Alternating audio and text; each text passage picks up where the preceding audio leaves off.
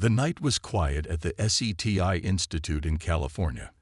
Dr. Sarah Chen yawned as she stared at her computer screen. It was another long night of searching for alien signals. She reached for her coffee mug, only to find it empty. Suddenly, her screen lit up with activity. Sarah's eyes widened. "This can't be," she whispered. Her fingers flew across the keyboard, checking and double-checking the data. "Oh my God," she breathed. "It's real." Within hours, the news spread like wildfire. An alien signal, clear and unmistakable, had been detected. It wasn't just random noise from space. This was a message, and it was aimed directly at Earth. As dawn broke over different parts of the world, people woke up to shocking headlines. Alien kill and take HFY or MT. Mysterious signal from space. What do it mean? Are we alone? No. In New York, United Nations Secretary General Amina Okafor's phone wouldn't stop ringing. She rushed to her office, her mind racing. This was beyond anything they had prepared for. Meanwhile, in Beijing, President Lai Wei called an emergency meeting of his top advisors. In Moscow, President Alexei Volkov canceled all his appointments. In New Delhi, Prime Minister Arjun Patel stared out of his window, lost in thought. Within 24 hours, world leaders gathered for an unprecedented emergency summit. The UN General Assembly Hall in New York was packed. The air was thick with tension and excitement. Secretary General Okafor took the podium. Her voice was steady, but her eyes betrayed her worry. "Distinguished leaders, we face a moment unlike any in human history. We have received a message from an alien civilization."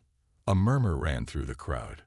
Okafor continued, "Our best scientists are working to decode the message.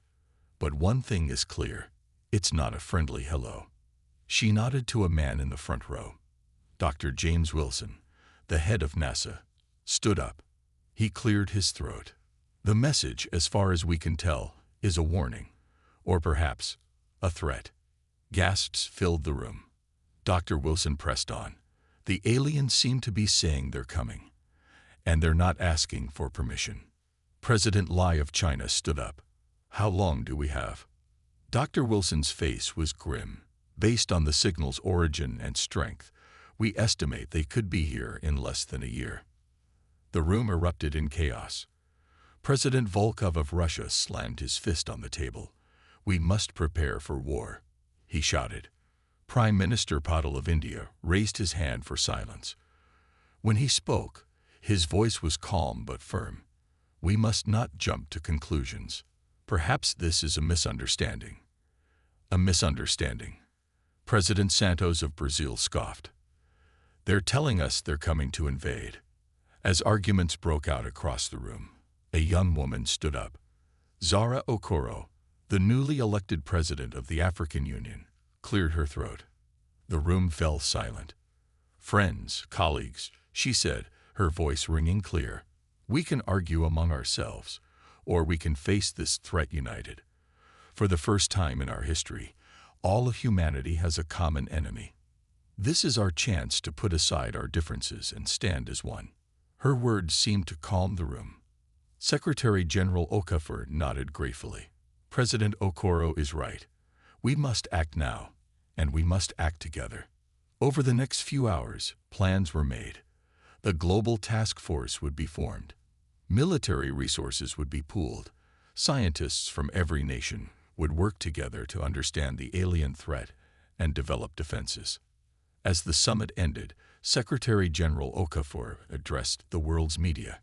Cameras flashed as she spoke. "People of Earth, today we face our greatest challenge. An alien force is coming, and their intentions appear hostile. But let me be clear, we will not cower in fear. We will not surrender our world without a fight. Humanity has faced countless challenges throughout our history, and we have always persevered. We will meet this new threat with courage, with unity, and with the indomitable spirit that defines us as human beings. To any alien forces watching, know this: we are ready for you. This is our home, and we will defend it.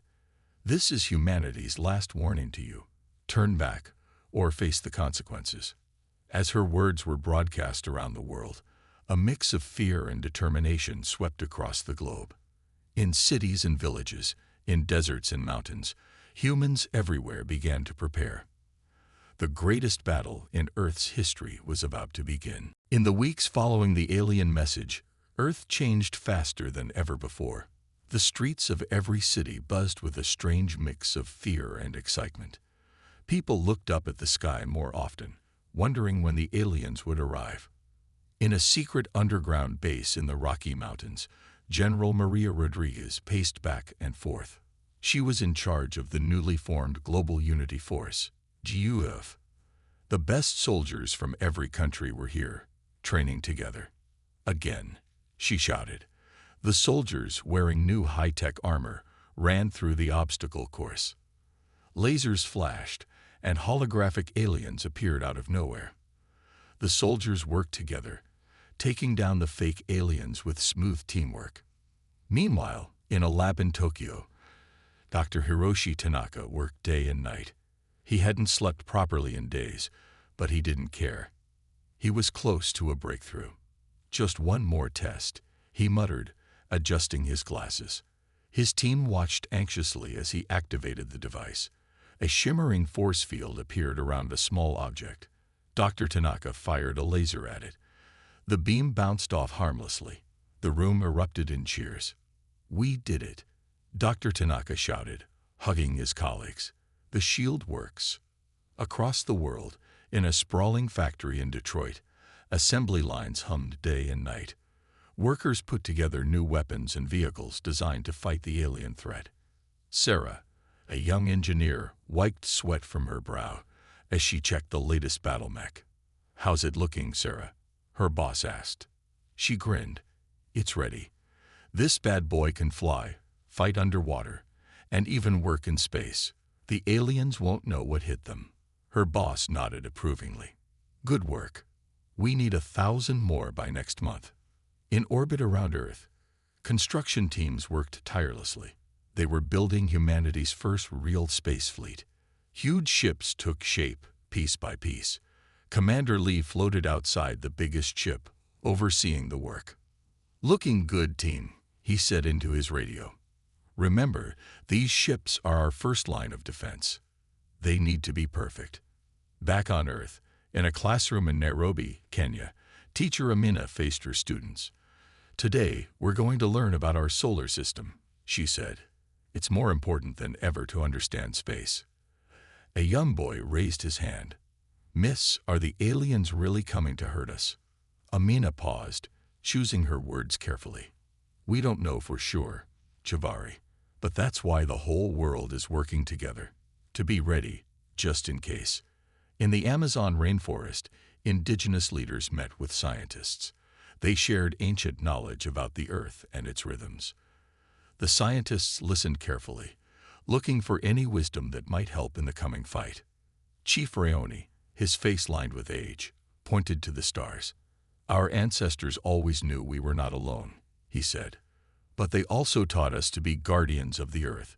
We will stand with you against any threat." Dr. Maria Santos nodded respectfully. "Thank you, Chief. Your knowledge might be the key to saving us all." In the depths of the ocean, submarines patrolled constantly. They were looking for any sign of alien activity. Captain Mitri checked the sonar for the 100th time. Nothing yet, but he knew they had to stay alert. "Stay sharp, crew," he said. "The aliens might not come from the sky. We need to be ready for anything." As the days turned into weeks, and weeks into months, the world held its breath. Every new satellite or telescope was pointed to the stars, watching for the first sign of the alien fleet. Then, one ordinary Tuesday afternoon, alarms started blaring in every military base and scientific institution around the world. In the UN headquarters, Secretary General Okafor received the news with a grim face. She pressed a button, activating a worldwide broadcast. Her voice rang out on every TV, radio, and phone on the planet. "People of Earth, The moment we've been preparing for has arrived. Our long-range sensors have detected a large fleet of ships entering our solar system. They are not responding to our attempts at communication. We must assume their intentions are hostile. She paused, letting the news sink in. Then, with steel in her voice, she continued, "But we are ready. For months we have prepared. We have set aside our differences and come together as one human family. Now we face the greatest test in our history. To the brave men and women of our armed forces, to our brilliant scientists and engineers, to every human being on this planet, this is our moment. Stand tall. Be brave. We will defend our home." As her words echoed around the world, people looked to the sky. Somewhere up there, the alien fleet was approaching. The greatest battle in human history was about to begin. But for the first time ever, all of humanity stood united, ready to face whatever came from the stars. The world watched and waited as the alien fleet drew closer. In every home, on every street corner, people huddled around screens, watching for updates. The tension was thick enough to cut with a knife. High above the earth, aboard the GUF flagship Unity, Admiral Jane Foster stood on the bridge. Her eyes were fixed on the main screen, watching as blips representing the alien ships grew closer. "Status report," she barked. Her second-in-command, Commander Ravi, answered quickly. "All systems green, Admiral. The fleet is in position. Ground defenses are active. We're as ready as we'll ever be." Jane nodded grimly. "Let's hope it's enough." Suddenly, alarms blared. Multiple objects entering Earth's atmosphere. A technician shouted. Jane's eyes narrowed. So it begins. All ships, battle stations. On Earth, in the bustling command center beneath the Rocky Mountains, General Maria Rodriguez watched as red dots appeared on the giant map of Earth. "They're spreading out," she muttered, trying to hit multiple targets at once. She grabbed her comm link. "All defense grids, this is not a drill. Engage the enemy." Around the world, humanity's defenses roared to life. In New York, the Statue of Liberty's torch suddenly glowed bright blue, shooting a beam of energy into the sky. In Egypt, the Great Pyramid split open, revealing a massive ion cannon. In the heart of Tokyo, skyscrapers shifted and transformed into towering mech warriors. The alien ships, sleek and silver, descended from the clouds. They were met with a barrage of firepower unlike anything Earth had ever seen before. In orbit, Admiral Foster's fleet engaged the main alien force. Space lit up with explosions and laser fire. "Keep them busy," Jane ordered. "Don't let them reinforce their ground troops." Back on the ground, the battle rage. In Rio de Janeiro, Captain Carlos led his squad through the streets, fighting off alien infantry. These creatures were tall, with 4 arms and scaly skin. But they bled when hit, just like anything else. "For Earth," Carlos shouted, firing his plasma rifle. His team cheered and pressed forward. In the skies over London, Wing Commander Amelia Harper piloted her advanced fighter jet. She weaved through alien ships, her targeting computer locking on. "Fox 3," she yelled, launching a salvo of missiles.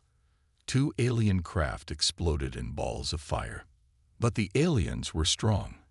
For every ship they destroyed, it seemed 2 more took its place. In Beijing, the alien forces managed to break through the city's shields. Buildings crumbled as their weapons tore through the streets. Dr. Chen, the scientist who first detected the alien signal, now found herself in the middle of the action. She ran through the chaos, clutching a datapad. "I need to get this to the command center," she panted. It might be the key to stopping them. A nearby explosion knocked her off her feet. As the dust cleared, she looked up to see an alien soldier looming over her, weapon raised. Chen closed her eyes, waiting for the end. But the shot never came. Instead, she heard a loud clang. Opening her eyes, she saw a huge mech standing over her, its shield protecting them both. The mech's cockpit opened, revealing a young Chinese pilot. "Dr. Chen," the pilot called out. I'm Lei. HQ sent me to get you. Hop in. As they sped towards the command center, Chen looked back at the battle raging in the city. We never wanted this, she said softly. Lei nodded grimly. Neither did I. But here we are. And we'll fight to the last to protect our home.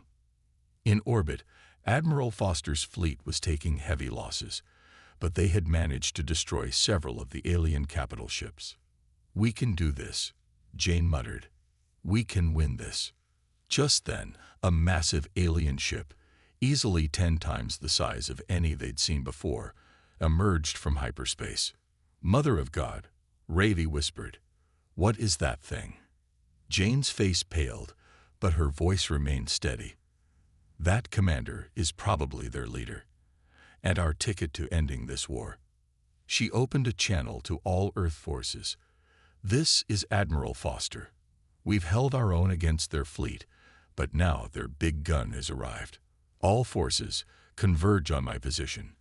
We're taking that ship down, whatever it takes.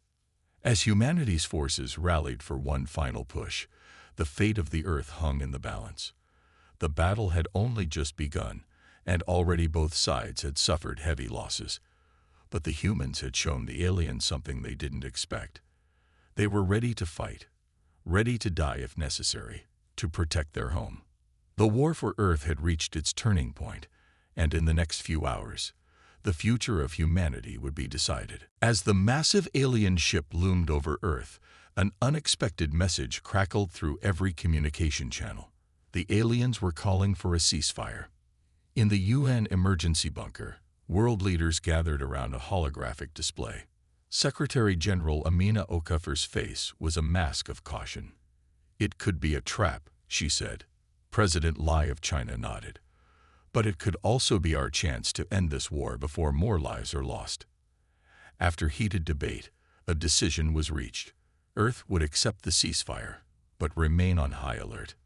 Hours later, in a specially prepared chamber in Geneva, human leaders waited nervously. A shimmer of light appeared, and 3 alien figures materialized. They were tall, with silvery skin and large, dark eyes. The alien in the center stepped forward. When it spoke, a translator device conveyed its words. We are the Zarkonian Collective. We come in peace. Secretary General Okafor raised an eyebrow. You have an odd way of showing it, she replied dryly. The alien bowed its head. A grave misunderstanding. Our message was not a threat, but a warning. We came to protect you. Murmurs of disbelief filled the room. President Volkov of Russia scoffed. Protect us. From what? From the Void Eaters, the alien replied. An ancient enemy that devours whole worlds. They are coming, and only united can we hope to stop them. As evidence was presented and discussions continued, many human leaders began to warm to the aliens. Plans were made for cultural exchanges, technology sharing, and joint defense strategies. But not everyone was convinced. In her private office, Admiral Jane Foster frowned at her secure screen. It doesn't add up, she muttered to her AI assistant, Araya. What troubles you, Admiral? Araya asked. Jane pointed to a series of data points.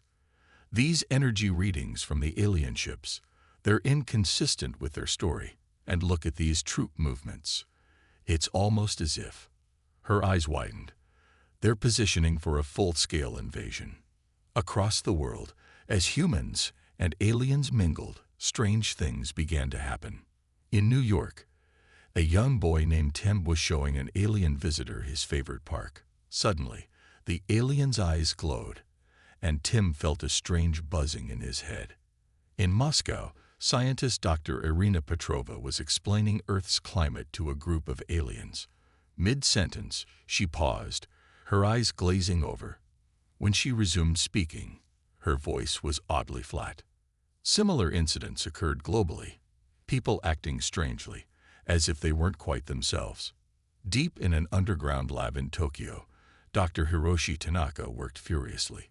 He had noticed the odd behavior and developed a theory. It's mind control, he explained to his team. Subtle, but effective. We need to develop a countermeasure. Fast.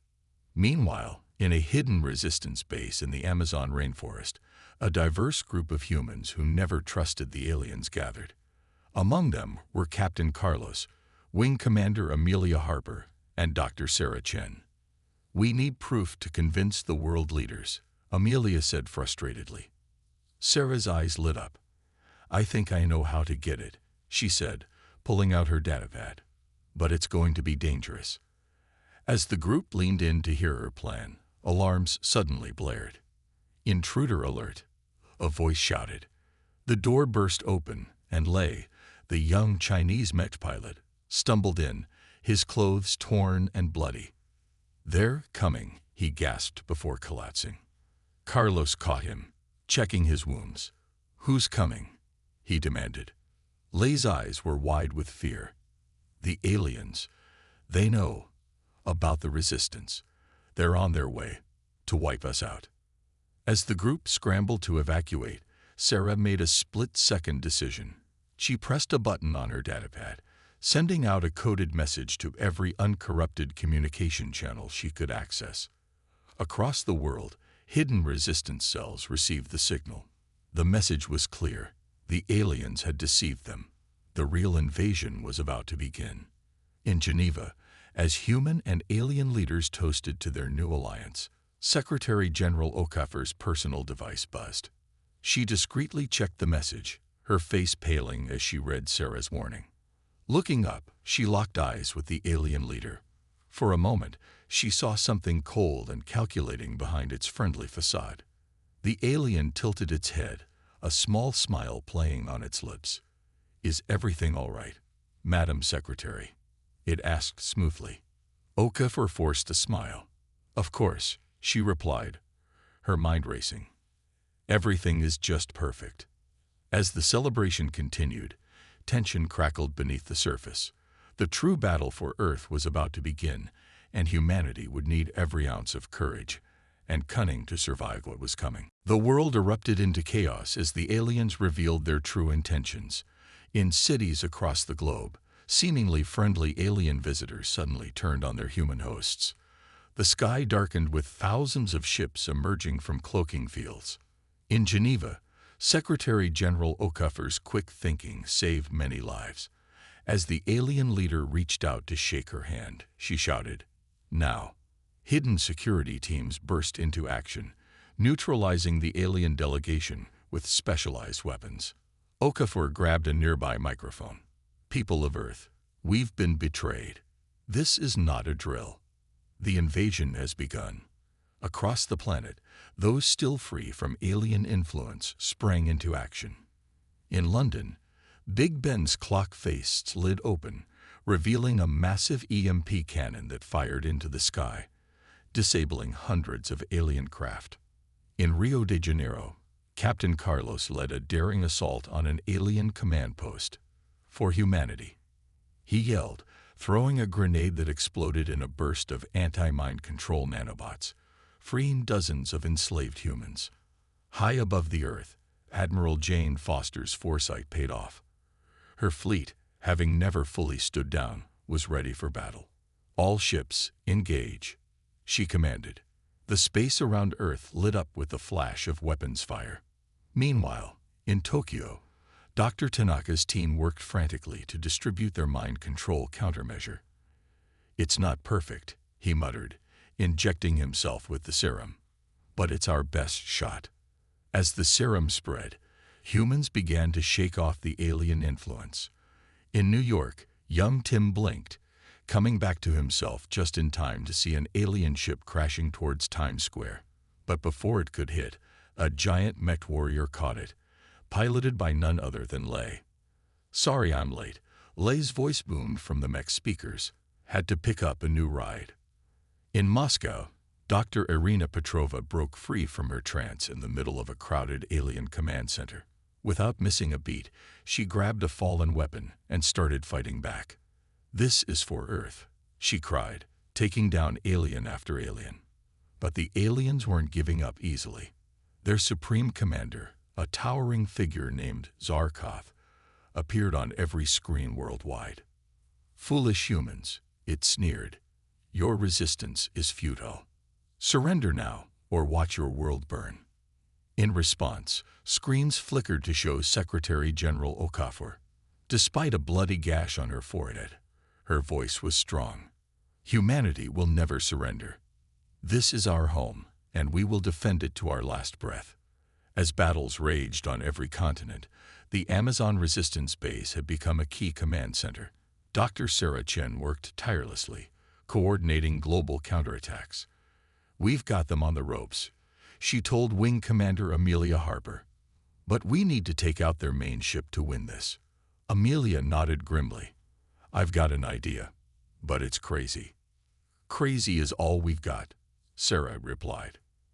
Hours later, Amelia led a squadron of Earth's best pilots towards the alien mothership. Each fighter was equipped with Dr. Tanaka's latest invention, a bomb that could disrupt the aliens' hive mind. Remember, Amelia's voice crackled over the comm. We've got one shot at this. Make it count. The fighters weaved through a barrage of alien defenses. Explosions rocked Amelia's ship, alarms blaring. I'm hit. One of her pilots cried out before his signal went dark. Keep going, Amelia ordered, gritting her teeth. They were almost there. Suddenly, a massive energy beam lanced out from the mothership, cutting through the squadron. In seconds, half the fighters were gone. Amelia's hands tightened on the controls. They were too far to turn back now. All remaining ships on my mark. Fire everything you've got. As one, the human fighters launched their payload. The bombs streaked towards the alien ship, trailing fire. For a moment, time seemed to stand still. Then the bombs impacted. A blinding light engulfed the mothership. When it faded, the massive vessel was still there, but something had changed. Alien ships everywhere began to move erratically, as if their pilots were confused. On Earth, the aliens fighting on the ground suddenly stopped, clutching their heads in pain. In the Amazon base, Sarah whooped with joy. It worked. The hive mind is disrupted. But their celebration was short-lived. Zarkov's face appeared on the screens again, contorted with rage. You think this changes anything? It roared. I will destroy your world myself. The alien mothership began to move, descending towards Earth. Its weapon systems powered up, aiming directly at the planet's surface. As humanity watched in horror, one question hung in the air. Had they come so far, only to fail at the final hurdle? The fate of Earth now hung by a thread, with one final battle left to fight. As Zarkov's massive mothership descended towards Earth, panic gripped the planet. But in the face of annihilation, humanity refused to give up. In the Amazon Command Center, Dr. Sarah Chen's fingers flew over her keyboard.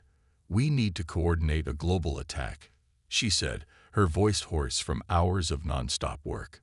It's our only chance. Wing Commander Amelia Harper, her flight suit still smoking from her near miss in space, nodded grimly. I'll lead the air assault, but we need ground support. Leave that to me, came a voice from the doorway. Captain Carlos strode in, his armor dented but his spirit unbroken. My team is ready for anything. Around the world, similar scenes played out as humanity prepared for its final stand. In Washington, D.C., the President of the United States climbed into a next-generation battle mech. I never thought I'd see the day, she muttered, powering up the systems. In Beijing, a group of monks emerged from an ancient temple, wielding staffs that crackled with energy. Our ancestors prepared us for this day, their leader said solemnly. And in a small village in Africa, a young girl named Amara closed her eyes, focusing on the strange power she discovered within herself when the aliens attacked. The ground trembled beneath her feet. As Zarkov's ship entered the atmosphere, the world's defenses roared to life. Anti-aircraft guns fired from every continent. Squadrons of fighters, led by Amelia, streaked across the sky. Giant mechs, including Lay's and the U.S. presidents, marched into battle. But the alien ship shields held firm against the barrage. Zarkov's laughter boomed across the globe. Is this the best you can do? the alien leader taunted. In orbit, Admiral Jane Foster watched the battle unfold with growing despair. "We need to do something," she muttered. Her AI assistant, HFY, spoke up. "Admiral, I've been analyzing the alien ship's defenses. There's a weakness, but exploiting it would be problematic." "Spit it out, HFY," Jane snapped. "The ship's core is vulnerable to a precise strike," HFY explained. "But it would require a ship to fly directly into the alien vessel. It would be a one-way trip." Jane closed her eyes, making the hardest decision of her life. "Prepare my ship," she said softly. On the ground, the battle raged. Captain Carlos led a daring assault on one of the mothership's landing struts, his team planting explosives at a crucial juncture. "Fire in the hole," he yelled as they retreated. The explosion rocked the massive ship, but it remained airborne. In the skies, Amelia's squadron was being picked off one by one. "We can't get through their point defenses," she cried in frustration. Suddenly, a new voice came over the comm. "This is Admiral Foster. I'm making a run on their core. I need all fighters to clear me a path." Amelia's eyes widened as she realized what the Admiral was planning. "You heard her," she shouted to her remaining pilots. "Give her everything we've got." As Jane's ship streaked towards the alien vessel, Earth's forces rallied. Mechs provided covering fire from the ground. Amelia's fighters flew suicide runs to draw away enemy fire. And in Africa, young Amara raised her hands to the sky, a pillar of light erupting from her palms to strike the alien shield. In the Amazon base, Sarah watched the unfolding battle with bated breath. Suddenly, her console lit up with a transmission. "It's from the Admiral's ship," she gasped. Jane's face appeared on the screen, calm despite the chaos around her. "This is Admiral Jane Foster," she said. "If you're receiving this, then I've succeeded in my mission. The alien threat will be neutralized, but at a cost. I want you all to know it has been my greatest honor to serve alongside you. Earth is safe. Take care of her." The transmission cut off as Jane's ship plunged into the alien vessel. For a moment, nothing happened. Then, a blinding light erupted from within the mothership. The giant craft shuddered, explosions blossoming across its surface. Zarkov's enraged roar was cut short as the ship's systems failed. Slowly, inexorably, the massive vessel began to fall. Braced for impact, Carlos yelled, diving for cover. The mothership crashed into the Atlantic Ocean with a thunderous roar, sending tidal waves across the coastlines. As the sound of battle faded, an eerie silence fell across the world.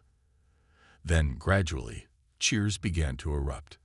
From New York to Tokyo, from Cairo to Sydney, humans emerged from shelter to see their alien oppressors in disarray. In the Amazon base, Sarah, Amelia, and Carlos shared a moment of stunned silence. "We did it," Sarah whispered, tears in her eyes. "We actually did it." But their victory was bittersweet, tempered by the sacrifice of Jane and countless others. And as reports came in of alien stragglers and damaged ecosystems, they knew one thing for certain. The war might be over, but Earth's struggles were far from finished. 1 year had passed since the fall of Zarkov's mothership. Earth was a changed planet, scared by war, but united as never before. In New York, the United Nations building had been rebuilt, now featuring a memorial to those lost in the alien invasion. Secretary General Amina Okafor stood at the podium, addressing a global audience. "Today, we remember our victories and our losses," she began, her voice strong. "We celebrate our unity and resilience, but most importantly, we look to the future." Around the world, people watched and listened. In London, Dr. Hiroshi Tanaka nodded approvingly from his new laboratory, where he continued to study alien technology. In Moscow, Dr. Irina Petrova took a break from her work on reverse engineering alien weapons to tune in. Okafor continued, "The alien threat brought out the best in humanity. Now, we must use that same spirit to rebuild our world and reach for the stars." In Rio de Janeiro, Captain Carlos, now General Carlos, watched the speech with his team.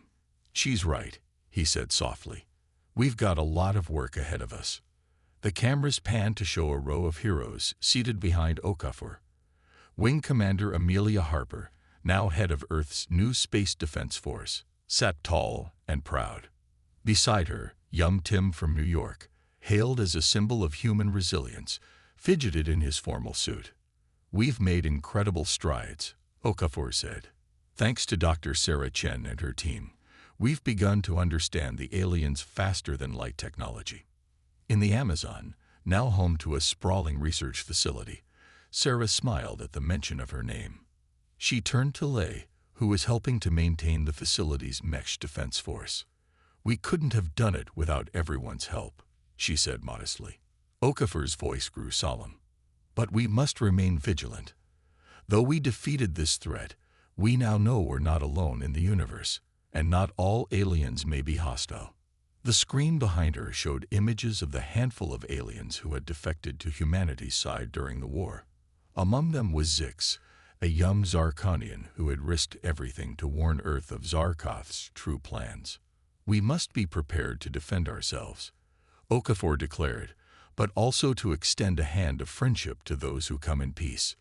In Africa, Amara, her powers now understood and honed, nodded in agreement. She had been working with other gifted individuals to form a new type of planetary defense force. Okafor's speech took a turn. "Today, I'm proud to announce the launch of the Terran Alliance space program, our first mission, to establish a base on Mars." Cheers erupted around the world. In the International Space Station, now hugely expanded with alien tech, astronauts high-fived each other in zero gravity. "But we go not just as explorers," Okafor continued, "but as guardians. Mars will be our first line of defense against any future threats." The screen showed plans for a massive defense platform in Mars orbit. Admiral Foster's name was visible on the blueprint, a tribute to her sacrifice. As Okafor concluded her speech, the camera panned out to show the rebuilt New York skyline. Sleek buildings with alien-inspired architecture stood alongside restored landmarks. Flying cars zipped between them, a symbol of how far technology had advanced in just 1 year. "We have faced our greatest challenge and emerged stronger," Okafor said. "Now we move forward not in fear, but in hope. The stars await us." The global audience erupted in applause. In homes, offices, and public squares around the world, people cheered and hugged each other. But not everyone celebrated. In hidden bases around the world, the remaining alien forces regrouped. And in the depths of space, the signal of Earth's victory had reached other civilizations. Some watched with interest, others with concern, and a few with hostile intent. As night fell across the planet, most humans slept peacefully for the first time in a year. But in secure facilities around the globe, vigilant eyes watched the skies. In the Amazon base, Sarah and her team pored over data from deep space scanners. Suddenly, an alert flashed on her screen. An unknown object was approaching the solar system at incredible speed. Sarah's hand hovered over the alarm button. Was this humanity's next great challenge? Or perhaps a new ally? With a deep breath, she pressed the button. Whatever came next, Earth would face it united. As klaxons began to sound in military bases around the world, humanity prepared once again to defend their home, to explore new frontiers, and to face the unknown. The war had ended, but humanity's greatest adventure was just beginning.